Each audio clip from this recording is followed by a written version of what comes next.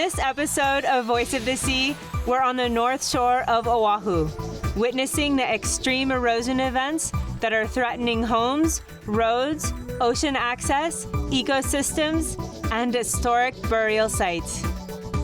We visit 3 areas of recent beach erosion to talk about solutions with coastal geologists, city planners, and community leaders. We start with Lauren Blickley from Surfrider Foundation and Brad Romine from the University of Hawaii Sea Grant College program. We're on the north shore of the island of Oʻahu in Hawaii. We're in the Ahupua'a Pupukea Pamalu, and we are in an area known as Rocky Point, real near Sunset Beach, on a part of the north shore that often gets called the 7-Mile Miracle for just the incredible amount of world-class surfing breaks that we have here. And we're standing on the beach in front of a surf break that's often called Monster Mush, or Camis in the background, Sunset Beach. Another famous big wave surfing break is further in the background there. This is an area that's been affected by severe erosion over many years, but really has gotten very severe in the last 10 years or so. What we see here in the background is some of the efforts to try to address the erosion that's happening to some of these beachfront properties with sandbags and tarps and different forms of temporary measures to try to slow the erosion, kind of a last-ditch effort to save some of these properties by the homeowners. It's kind of mind-blowing the amount of change that's happened in the past decade. Yeah, it is dramatic, shocking, even frightening, I think, when we look at these homes that are perched 20 feet up on top of a sand dune. They're really vulnerable and really threatened here. But at the same time, we see the impacts to public access along the shoreline here, the loss of the ability of people to use our beaches in Hawaii. And this is kind of ground zero, one of the kind of most dramatic examples of what we have happening at beaches all over Hawaii, unfortunately. The beaches in Hawaii are protected very carefully by state law at a number of different levels, including our state constitution on down through our state Coastal Zone Management Act, and then other state laws that protect the conservation district. I'm a coastal geologist by education, so in that work I study beaches, beach processes, how they change, how the sand moves around, how the waves and winds drive the sand moving around on the beaches. I've been studying this area for over 15 years, beginning with my graduate studies, where we looked at aerial photographs and did actual surveys on the beach and documented how these beaches have changed over the long term, looking at old aerial photographs and maps, and then over the shorter term using survey equipment to see how the beach is changing on a seasonal basis. And what we find is that there's a number of really complicated things going on here. From a geologist perspective, beaches are among the most dynamic and variable, changing environments that we see in the world. And what we find actually looking statewide is that about 70% of our beaches have this overall long-term landward movement of the shoreline. Chronic shoreline erosion, we call that. Every year, this area gets whacked harder and harder by large winter waves, and it just never fully recovers. So what we're getting is a long-term, fairly steady movement, landward movement of the beach system migrating landward here. We look at the sea level rise information, looking longer term, and we see that these situations, this erosion problem is only going to get worse in the coming years and decades and over the next generation and two. These beaches are highly variable, highly dynamic. They come and go with the seasons a lot. We came out here in the summer, there might be 30 feet of sand in front of this area, 40, 50 feet of sand. It's hard to understand the long-term changes that are going on kind of underneath, behind all that. How do we allow the beach to recover and be healthy and maintain the areas that are so important culturally, economically, personally? Ultimately, I think we're going to have to find a way to move some of this stuff back. And I think we're facing that immediately in some of these areas. We're in a situation where nature is going to do it for us if we don't start figuring out how to be a lot more proactive and better planned. And that's not just private homes and development, that's also public infrastructure in our roads. Alongside our roads are our other infrastructures, so our freshwater lines, our sewer lines. It's incredibly complicated, you're right, yeah. So all this infrastructure is following the same right-of-ways as the roads and the highways. Really challenging situations for everybody that's involved. A lot of the research that I've been involved in, we take aerial photographs going back to the early part of the 1900s even, Like 100 years ago? Yeah, generations back. We can use geographic software. We can draw, delineate, make maps of where those shorelines used to be, and then kind of stack them on top of each other over the decades and decades, going back to the early 1900s, and look at how these beaches have changed over the long term. Those studies are ongoing. We try to update them, working with the Coastal Geology Group and at UH, and adding new shorelines as they become available with new satellite data. We need to keep doing the science, but we have to start the planning now. We know this is going to be an ongoing and a worsening situation, and we need to start addressing it and increasing the planning and working with the community to figure out what the priorities are going to be for the next generation. 2017, the state of Hawaii, working closely with University of Hawaii researchers, completed a statewide sea level rise vulnerability and adaptation report.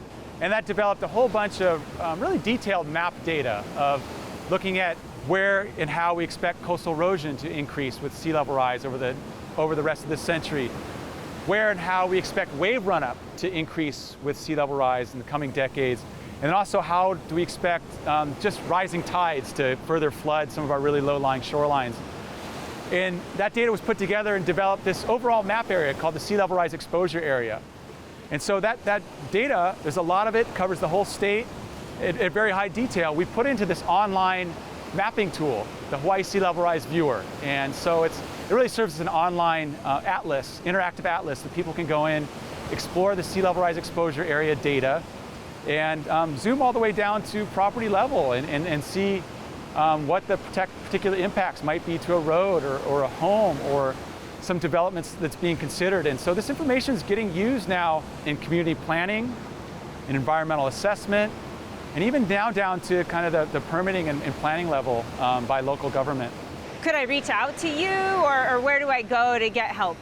Yeah, you could reach out to any of our Hawaii Sea Grant Extension agents. There's a few of us based here on Oʻahu.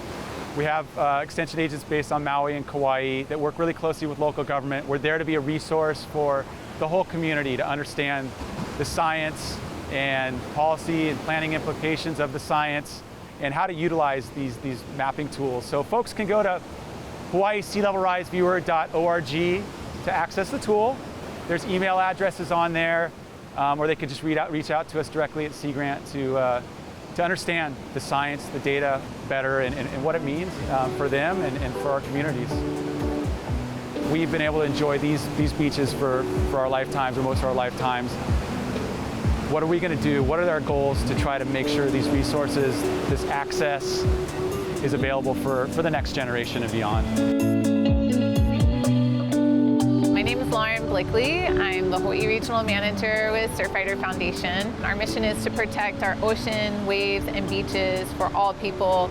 So what does that look like here in this North Shore community, as an example?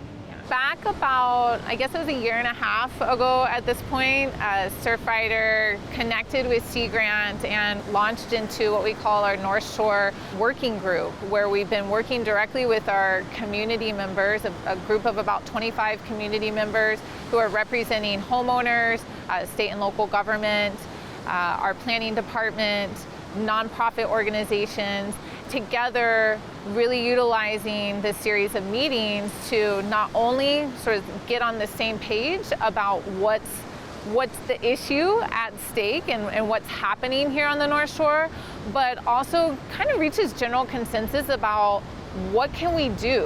What are opportunities specific to the North Shore, specific to this community, to help prevent what's happening behind us right now and address these issues. How does the eroding of the coast and losing our beaches, what does that mean to you? When I come out to the beach, I see this as a public trust. I see this as, my place too, not just for a homeowner. And this is why it's so complex, because it's so personal, so emotional. It's emotional for the homeowners, but it's emotional for us who we don't have millions of dollars to live on the beach, but we want to be on the sand. And I think so many of life's lessons are learned, particularly if you're growing up in Hawaii, from the beach to the ocean. So I have 2 daughters, right? And so much of what they've learned already in their short time that they've been here is on the beach. That's where we go. That's where we go on Saturdays. That's where we spend our weekends. That's where we spend the afternoons. is around the water and on the beach, and to know that sometimes the actions of a handful of people can take that away, it hurts. It really hurts on a really personal level. Coastal erosion and sea level rise, it is so complex because on the one hand, you have homeowners who are potentially going to lose their houses to the ocean. And so we feel empathy for those homeowners. On the other hand, and I think this is really where Surfrider also comes in, is the fact that we want to save and protect our beaches for the thousands of people who utilize the beach, whether it's for recreation, whether it's for accessing surf or fishing, whether it's for accessing cultural resources, or whether it's just to take a walk on the beach. You know, the sand and the coastline is for the public. And we strongly at Surfrider believe that we need to preserve that for the public. And that's where it gets into this really hard situation of what do we do? What are the options, and what are the options that will kind of fit the needs for every stakeholder that's involved? So I appreciate working with Surfrider and Sea Grant because it feels like we're starting to chip away and make a difference at something that can really seem insurmountable. I think that we have some real opportunities, but I think that we have to really have these hard conversations now. And I think I get choked up because I just think of 10, 20 years down the line, you know, are my girls gonna have a beach? Are they gonna be able to access the resources that we're able to access? That's what keeps me going and keeps the volunteers who are connected with Surfrider going every day.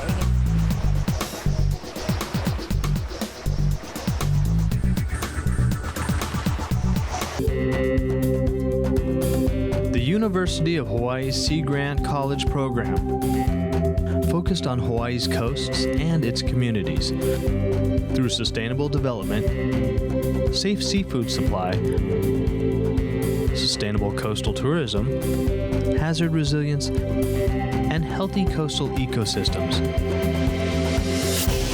Hawaii's Sea Grant.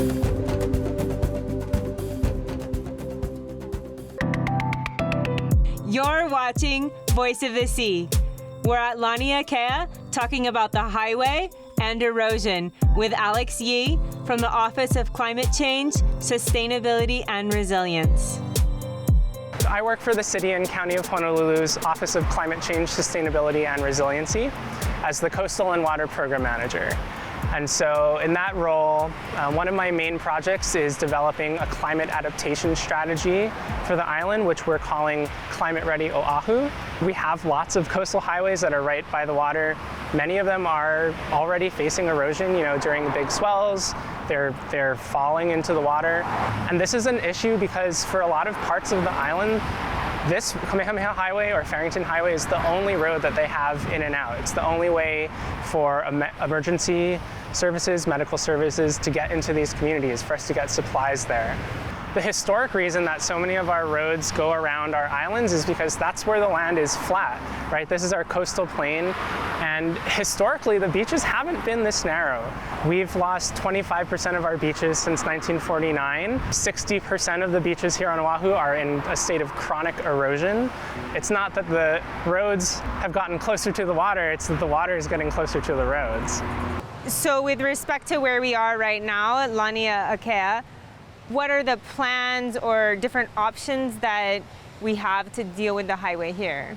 This is an interesting part of the highway because there actually is a plan that is being developed to move the highway further inland. Moving highways away from places where they're unstable is going to be something that we're going to have to grapple with in the next few decades on a much larger scale. As difficult as it's going to be here, as it already is here, it's taken a long time, it's costing a lot of money, there's a lot of disagreement about how to do it. This is just a small segment of highway. We have hundreds of miles of coastal highway in the state. Speak to me a little bit about the ways that you get your information or this work that you're doing with your AmeriCorps interns. Sure. We have a great team of AmeriCorps Vistas. Today we were up on the windward side taking some drone footage of a couple of sites. The city is currently considering adopting a variable shoreline setback program that takes things like erosion into account.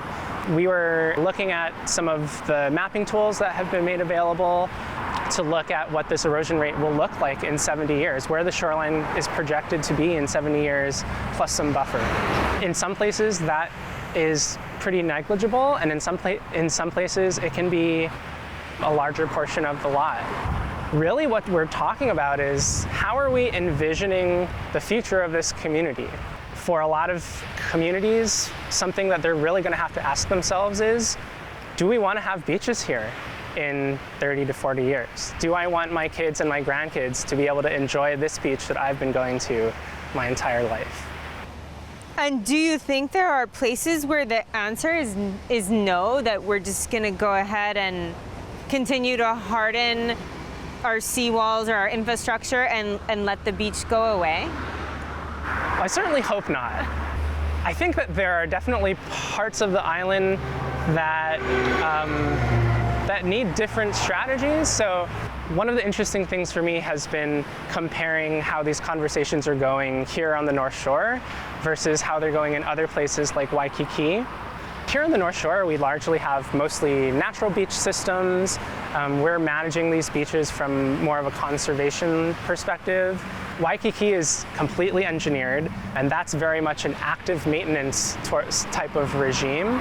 In a place like Waikiki, I think the vision right now is not to go anywhere and to try and keep sand on the beach as long as possible. It's going to cost us a lot of money, and we're going to have to put in the effort more and more frequently to keep putting sand back on the beach. In Waikiki, there is a big economic interest in having that done, right? There are a lot of important economic players. It's an economic center for the state. I don't see those same things on paper here in the North Shore, and so that's not the conversation that's happening. Right now, there's no money to put sand back on the beach at Sunset, Kami's, Laniakea. We can't afford to do that here, so we need a different approach. I grew up here, I grew up going to these beaches, and it's something that I'm really passionate about. People in Hawaii grow up with a really strong connection to the beach, with a really strong connection to the ocean, and it's a place that people care deeply about. And so that's something that I'm actually really encouraged by, is that this is something that people in Hawaii agree is worth fighting for, that they agree is worth going through all of this effort, making plans, making difficult decisions in order to preserve, because people understand the value. The state's sea level rise report said that in a scenario with 3.2 feet of sea level rise, $12.9 billion of land and structures are at risk. And this is 13,000 people, 4,000 structures. And for people who are watching this, is there a place that they can go to learn more? Yeah, our website, climatereadyoahu.org. You can also learn more about the work of our office at resilientoahu.org. We'll put up the URL. We are looking for a few heroes, mentors, trailblazers, innovators, a passion to change lives, spark curiosity, open hearts, and awaken minds, help students answer the question, who am I? This could be your calling, but this is no job. It's the journey of a lifetime. Be a hero. Be a teacher. You're watching Voice of the Sea. We're in Mokuleia, where beach erosion has increased in recent years, outpacing projected erosion rates and rapidly changing the beach. Cami Tavares from the Coastal Geology Research Group explains. We're on the north shore of Oʻahu in the Ahupua'a Mokuleia. This is an area where we're seeing those early signs of coastal erosion and homeowners experiencing that and trying to respond to that change. I work in the Coastal Geology Group. This is a group that focuses on Hawaii's coastline. In my study, I was really interested in looking at where we are today and where we might be in the future in terms of shoreline hardening and a future of sea level rise. What I found was that on Oʻahu, 1/4 of our beaches are currently hardened. for whatever reason. Can you give me some generalities about the type of development that increases coastal erosion? Most of our shoreline hardening came from residential homes, and then another good chunk of that came from transportation. So that would be like our highways. So when you talk about measuring the coastline around Oʻahu, did you actually look at all of the coastline around Oʻahu? Yeah, so we looked at all the sandy areas. I see. So the big areas that we didn't include would be Puʻuloa, or Pearl Harbor area, and Kaneohe Bay. Oh, also Kaena Point is a really rocky shoreline, so we didn't include that area. Looking at the development in this area, it's not supposed to be super affected, according to my model, until way later into the future with higher sea level rise. However, as we can see, like, it is being affected. Do you have hypotheses or ideas about why erosion's happening more quickly? One big thing that we recognized with our model was that we weren't accounting for flanking. So flanking is a process of when there is a hard structure, erosion will accelerate in the neighboring properties. And so that'll cause the next property to want to harden their shoreline, and then it's a chain reaction after that. We can't account for that because we can't assume that those people are going to harden their shoreline, but that's kind of what's taking place. It's not just the people who are here that's affected, there's a way bigger community that's affected. It's the ecosystem, you know, we have sand crabs, we have monk seals, sea turtles, they're endangered, and they also require spaces like our sandy beaches. There are certain fishes that their patterns are affected by sand movement.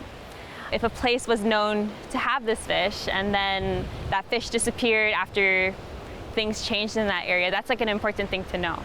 For Hawaii, who is super dependent on importing our foods, it's important that we try to protect spaces that could provide us food.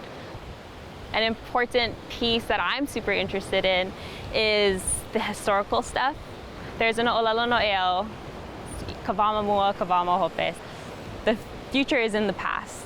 I think it's really important that we look at the people who were displaced from areas with the coastal development that has happened over time, because those people have really important knowledge of the space, and that knowledge can inform our decisions of what we can do to bring out abundance in a place.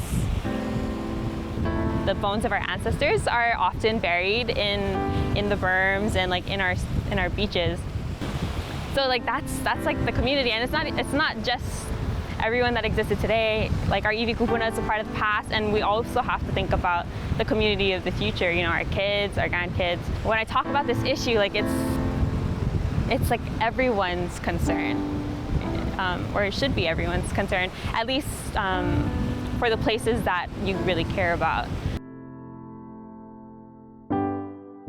The recent fall and subsequent moving back of a house at Rocky Point is another sign that we need collective action and ingenuity to protect our beaches and rebuild healthy coastal ecosystems. There are many ways to help, from beach restoration to neighborhood planning. Get involved today. Learn more at voiceofthesea.org and follow us on social media at Voice of the Sea TV. Mahalo for watching Voice of the Sea. Exploring Our Fluid Earth is the dynamic curriculum developed by the University of Hawaii's Curriculum Research and Development Group. The award-winning Fluid Earth and Living Ocean textbooks are now interactive and online. New activities, updated content, and a teacher community. Exploring Our Fluid Earth is now freely available.